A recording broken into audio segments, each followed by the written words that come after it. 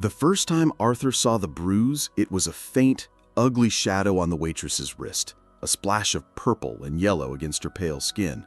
He was a man who noticed details. It's how he built his empire from nothing, by seeing the cracks in the market, the flaws in a competitor's plan, the unspoken needs of a client. But this detail, here, in this greasy spoon diner he'd started frequenting out of sheer loneliness, this detail made a cold, heavy stone settle in his stomach. Her name was Clara, according to the plastic tag pinned to her faded pink uniform. She had a smile that didn't quite reach her eyes, but when it did, it was like a sunrise. She moved with a weary grace, refilling coffee cups and wiping down tables, but her gaze kept darting towards the door, a flicker of fear in her otherwise gentle face. He sat in his usual booth, the worn red leather a stark contrast to the tailored $1,000 suit he wore. He wasn't here for the food. It was mediocre at best. He was here because it was the one place in the city no one knew him as Arthur Kensington, the tech mogul. Here, he was just the quiet man in the corner, nursing a black coffee for 2 hours. He watched her as she worked. When she reached across his table to clear the plate of the man next to him, her sleeves slid up, revealing the full extent of the bruise. It was shaped, unmistakably, like a handprint. Arthur's own hand clenched into a fist under the table. A wave of something hot and ancient washed over him. Rage. It was an emotion he hadn't felt so purely in years, not since the accident that had taken his wife, Eleanor. He watched Clara flinch when the cook in the back yelled that an order was up. He saw the way she held her body, slightly curved in on itself, as if trying to take up less space in the world, as if trying to be invisible. He knew that posture. He'd seen it in documentaries, in news reports, but seeing it in person, on this young woman with so much light trapped behind her eyes, felt like a personal insult. When she came to his table with the check, she offered that tired smile again. "Anything else for you today, sir?" He looked from her eyes, down to the check, then back to her eyes. He took out his black pen, and on the back of the check, beside the staggering $500 tip he had just written, he added 5 simple words: "If you ever need help." He slid the check and a business card face down on the table. "That's all, thank you, Clara." Her eyes widened at the amount, a blush creeping up her neck. She started to protest. "Sir, I can't. This is too much." "Please," Arthur said, his voice soft but firm. "Just take it." He met her gaze, holding it for a moment, trying to pour every ounce of sincerity he had into that look. He stood up, adjusted his suit jacket, and walked out of the diner, the little bell over the door tinkling behind him. He didn't look back, but he could feel her eyes on him, a mixture of shock, confusion, and maybe, just maybe, a tiny flicker of hope. If you've ever felt that gut-wrenching feeling when you know something is deeply wrong and you feel powerless to stop it, you know exactly what Arthur is feeling right now. He could just walk away, but something is telling him he can't.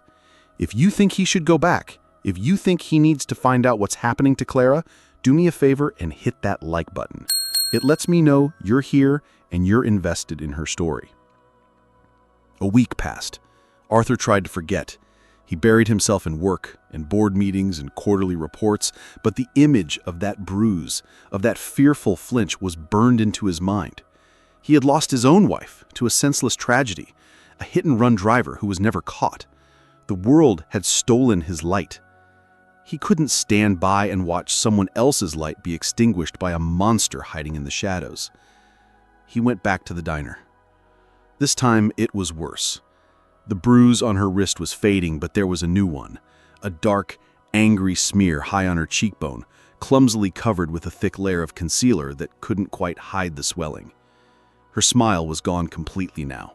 She moved like an automaton, her eyes 2 empty pools of despair. Arthur's heart broke. He didn't order. He just waited until she approached his table with her notepad in hand, her gaze fixed on the floor. "Clara," he said gently. She flinched to the sound of her own name. She looked up, and when she recognized him, a wave of panic washed over her face. "Sir, I can't accept any more of your money. My boyfriend. He wouldn't like it. His boyfriend. The two words hung in the air, thick and suffocating. So that was his name. The monster had a name. I'm not here to give you money, Clara, Arthur said, keeping his voice low and even. I'm here because I wrote you a note last week, and I meant it. Tears instantly welled in her eyes, threatening to spill over. She shook her head, a tiny, frantic motion. You don't understand, she whispered, her voice trembling. You can't help. No one can. It'll just make it worse. She turned and fled into the kitchen, leaving Arthur sitting alone in the booth, the weight of her fear pressing down on him. He knew then that leaving a note wasn't enough. This man, this boyfriend, had such a hold on her that she was too terrified to even accept help. Arthur left the diner and made a call. Not to the police. He knew how that would go. She would deny it, the boyfriend would charm his way out of it, and she would pay the price later. No. He called his head of security, a man named Harris.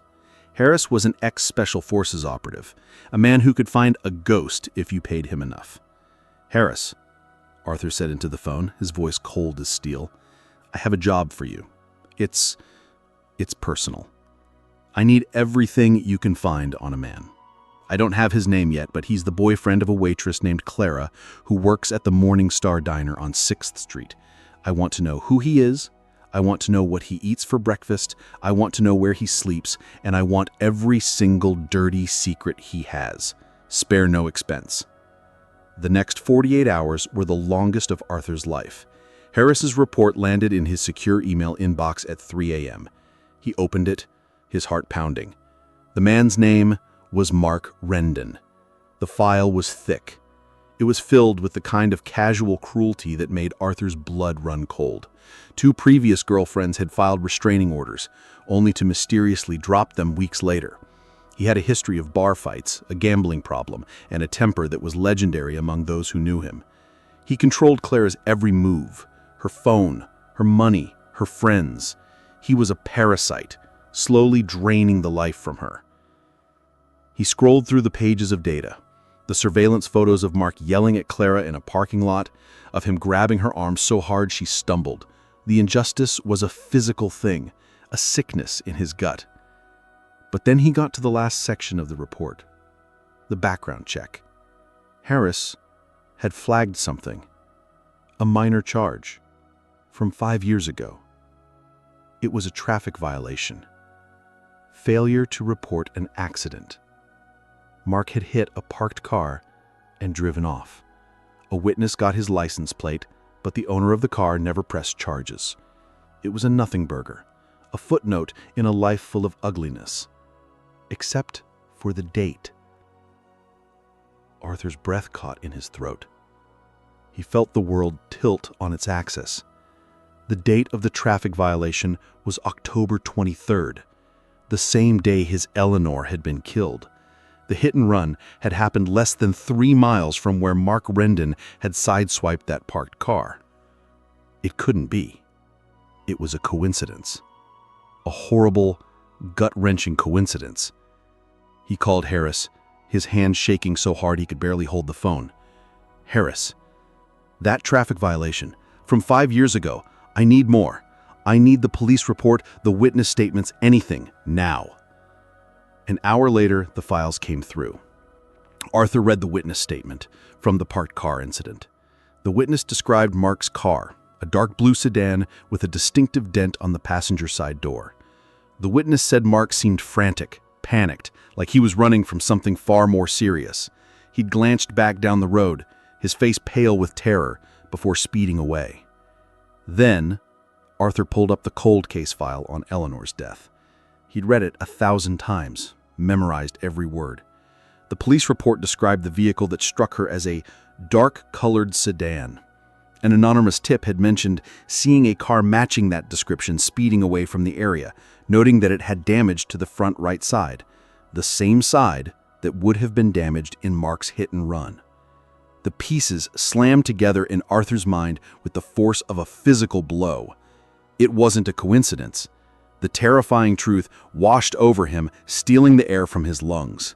The man with his hands around Clara's neck was the same man whose hands had been on the steering wheel that killed his wife. The monster tormenting this innocent girl was his monster too. This just changed everything. It's no longer just about saving a stranger for Arthur. It's about justice. It's about revenge. It's about a pain so deep it's guided his life for 5 years. What would you do if you were in Arthur's shoes? Would you call the police? Or would you take matters into your own hands? Let me know in the comments below. And please subscribe to the channel, because you are not going to believe how this ends. For a moment, all Arthur could feel was a white-hot, blinding rage. He wanted to find Mark Rendon and destroy him. But then he thought of Clara. If he acted on his anger, Mark might get away again. And Clara would be left alone, unprotected. He had to be smart. He had to be cold, calculating. He had to be the man who built an empire. He formulated a plan, a trap, and he needed a bait he knew Mark couldn't resist: money. First, he had to get Clara away from him. He had Harris arrange for an art scholarship to be offered to her from a prestigious foundation, one of Arthur's anonymous philanthropic ventures. He knew from Harris's report that Clara loved to paint. It was the one thing Mark hadn't managed to take from her yet. The scholarship required an in-person interview, a portfolio review, and would give her an immediate stipend and a place to live in a secure artist's residence. He met her at a quiet cafe far from the diner. When he explained the offer, she just stared at him, her eyes filled with disbelief and suspicion. "Why?" she finally asked, her voice barely a whisper. "Why are you doing this?" Arthur took a deep breath. He couldn't tell her everything. Not yet. It was too much. "Because 5 years ago, I lost someone I loved very much. And I couldn't help her. But I can help you. Please, Clara, let me help you." He saw the war in her eyes, the terror of what Mark would do versus the glimmer of a life she thought she'd lost forever. Finally, with tears streaming down her face, she nodded. "Okay." The next day, while Clara was safely in her interview, Arthur put the second part of his plan into motion. He had a shell corporation, a fake investment firm, contact Mark Rendon. They told him they'd been tracking his small-time gambling wins and were impressed with his instincts. They wanted to offer him a high-risk, high-reward investment opportunity, a chance to make a quick $100,000. Mark, greedy and arrogant, took the bait instantly. He agreed to a meeting that very afternoon at a private office suite Arthur had rented and wired for high-fidelity audio and video. When Mark walked in, Arthur was sitting behind a large mahogany desk, his back to the window, the city skyline behind him. He looked every bit the powerful billionaire he was. Mark was cocky, swaggering, smelling of cheap cologne and entitlement. "So you're the money man," he said, smirking. "Let's make this quick. I got places to be." "I'm sure you do," Arthur said, his voice dangerously calm. "Please, have a seat." He let him talk for a few minutes, let him brag about his system, his luck. He let him get comfortable. Then he leaned forward. "Tell me about Clara." Mark's freckles faltered. "What about her?" "She's my girlfriend." "What's she got to do with this?" "I just like to know who I'm doing business with. A man's character is important, and how he treats people, especially the people who love him, tells you everything you need to know. I hear you have a tight leash on her, that you like to feel in control." Mark bristled, his ego pricked. "Yeah, so? I take care of what's mine. She needs a firm hand. She's flighty. You got to keep him in line." He laughed, a cruel, ugly sound. "She knows who's boss." Arthur's knuckles were white as he gripped the arms of his chair. Every camera, every microphone was capturing it all. A firm hand, Arthur repeated. His voice dropped an octave. Is that what you call it? He slid a photo across the desk. It was a picture of Clara, her face bruised. Mark's face went pale. Where did you get that? Have you been talking to her? Let's talk about another woman, Arthur said, ignoring his question. He slid a second photo across the desk. It was a picture of a smiling, vibrant Eleanor. Do you recognize her? Mark stared at the photo. A flicker of something, recognition, fear, crossed his face before he masked it. Look, this is crazy. I don't know what you're talking about. We are, Arthur said, his voice a low growl. We're talking about the debt you owe. It happened on October 23rd, 5 years ago. You were driving a dark blue sedan. You were frantic. You were running from something. You hit my wife, and you left her to die on the side of the road. Mark shot out of his chair, his face a mask of pure panic. You're crazy. I don't know what you're talking about. Don't you? Arthur stood up, his towering frame casting a long shadow over the desk. You thought you got away with it. You thought you could just destroy a life and walk away. And then you decided to destroy another. You found Clara, and you started chipping away at her, piece by piece, just like you chipped away at my life. You can't prove anything, he spat, backing toward the door. Oh, I think I can. And I think a jury will be very interested to hear how a man who likes to keep women in line reacts when he's finally cornered. Mark's face crumpled. The bravado, the arrogance, it all melted away, replaced by the pathetic terror of a coward. It was an accident. I swear, I panicked. I didn't mean to. Just then, the office door opened. 2 uniformed police officers stepped inside, Harris right behind them. Mark looked from the police to Arthur, his expression of utter defeat. It was over. Justice for Eleanor, freedom for Clara. It was all happening at once. As they cuffed him, Mark screamed at Arthur, "You ruined my life!" Arthur looked at the pathetic man being led away.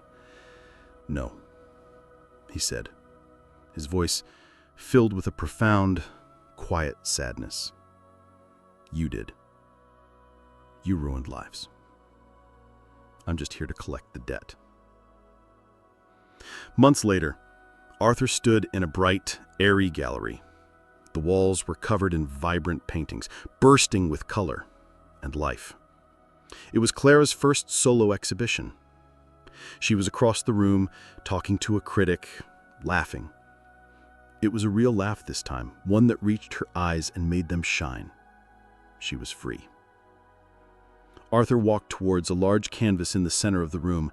It was an abstract piece, a swirl of dark, oppressive colors on one side, being slowly consumed by a burst of brilliant, hopeful light on the other. It was a painting about survival, about emerging from darkness. As he looked closer, he saw a tiny detail in the corner, almost hidden in the light. It was a small, perfect rendering of a single flower, a stargazer lily, Eleanor's favorite. Clara had seen it in a photo of his wife he had shown her once, a photo he kept in his wallet. A tear traced a path down Arthur's cheek. It wasn't a tear of sadness, but of peace. He had walked into that diner a ghost, haunted by a past he couldn't fix. He thought he was saving a waitress from her bruises, but in the end, he had found the one thing he never thought he'd feel again: closure. He had honored his wife's memory by giving another woman back her future. The circle was complete. He had found his own light in the darkness. Stories like this show us that even in the darkest of times, there is hope, and that one person's courage can change the world for another. If this story touched your heart and reminded you of the power of compassion, please share it with someone who might need to hear it. And for more stories that will make you feel, think, and believe in the good of humanity, make sure you subscribe to the channel and turn on all notifications. You won't want to miss what's next.